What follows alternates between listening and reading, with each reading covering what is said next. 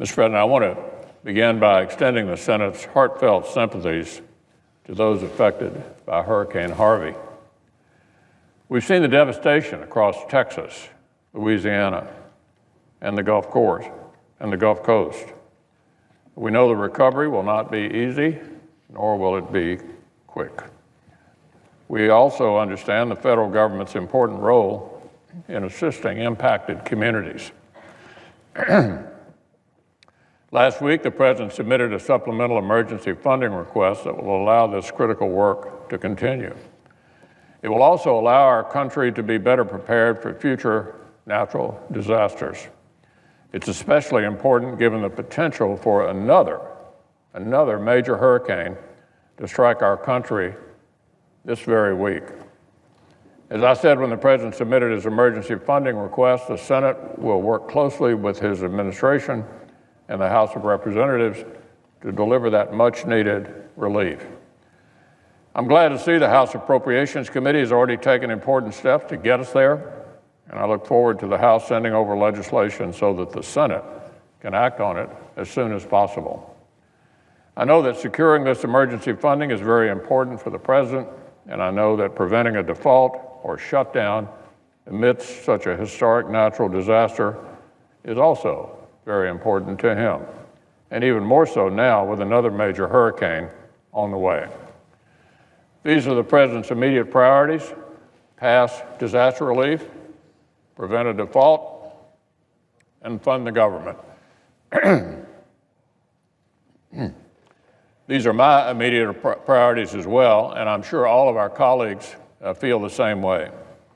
We have to get all three of these things done, and we have to do it very quickly. In the case of the debt limit, we need to act quickly given the new uncertainty from the large costs of storm recovery.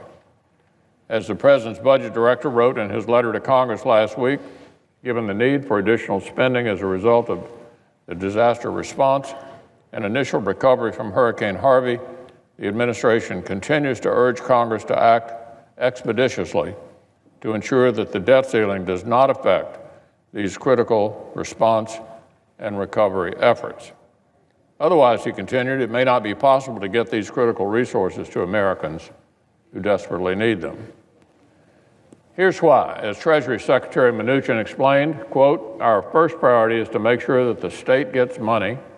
It is critical. And to do that, we need to make sure we raise the debt limit. So if Congress appropriates the money, but I don't have the ability to borrow more money and pay for it, we're not going to be able to get that money to the state." He called for Congress to put politics aside and get these things done as quickly as possible. That was the Secretary of the Treasury. I look forward to continuing to discuss these important issues with the President's team and congressional leaders of both parties at the White House tomorrow. I look forward to discussing other important and shared priorities as well. Nominees, for instance. It was good to see the Senate clear a large package of nominees before we left for the state work period. Now our work continues. There are other vacancies to fill. There are nominees, for instance, for positions that are critical to recovery from Hurricane Harvey. We have to work together to get those nominees confirmed quickly, and we have to keep working together to fill other vacant positions in the federal government as well. Another issue of extraordinary importance is tax reform. We actually have another meeting at the White House today on that issue specifically.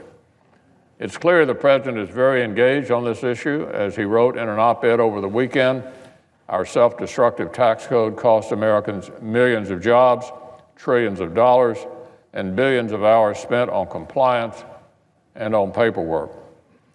We owe it to the American people to fix this broken system. American businesses want to prosper on our shores, and middle-class families are ready for more growth, more jobs, and higher pay. That's the aim of tax reform, and that's the message I hope the President will continue to take around the country, including his trip this week to North Dakota. In the meantime, work will continue among members and committees in both chambers to keep moving forward on this important issue. In addition to these issues, I also look forward to today's discussion about the national security challenge tomorrow's discussion about the national security challenges before us.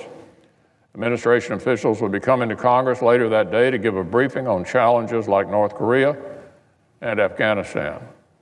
I'm looking forward to that important meeting.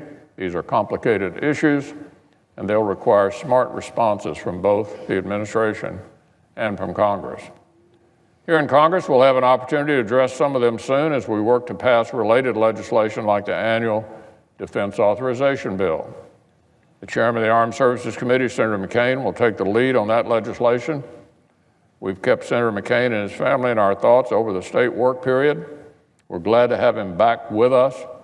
We know he'll again manage this year's legislation with skill and dedication. There are obviously other important issues before us as well. There are many goals we share with the administration. There's a lot we want to get done, and we have three critically important things before us right now that we need to do quickly. Pass disaster relief, prevent a default so that those emergency resources can actually get to Americans who need them, and keep the government funded. Those are the three important things before us now. We'll continue working with the administration and our friends on both sides to accomplish those things.